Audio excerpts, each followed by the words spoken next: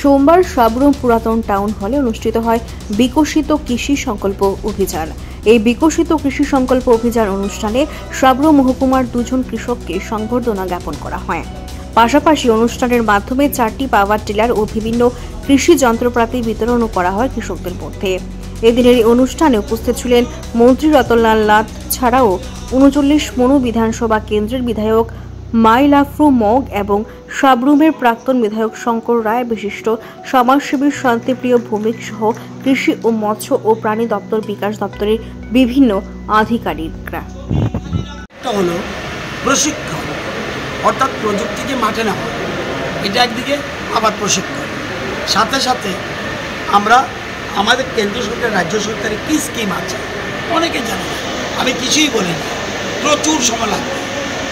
এই সবগুলি প্রকল্প আমরা সবাই হাতে হাতে দিয়ে দিয়েছি। এই প্রকল্পের সুবিধা যেন মানুষ পায়, তারা যেন তাদের উৎপাদন বৃদ্ধি হয়, কৃষিতে এবং অ্যালাইড ক্ষেত্রে বৃদ্ধি হয়, এই জন্য আমাদের মূল উদ্দেশ্য। ভারতবর্ষের সব রাজ্যে বিকশিত কৃষি সংকল্প অভিযান শুরু হয়েছে।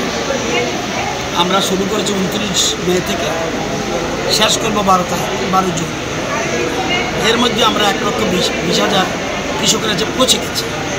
আজকেরটা ছাড়া আজকেও 72টা মিটিং হয়েছে। আজকের 72টা মিটিংয়ের পর সন্ধ্যার পরে রিপোর্ট পাবো কত হাজার কৃষক আজকে জড়ো হয়েছে। উদ্দেশ্য, কৃষিতে নতুন নতুন টেকনোলজি যারা বিজ্ঞানীরা বের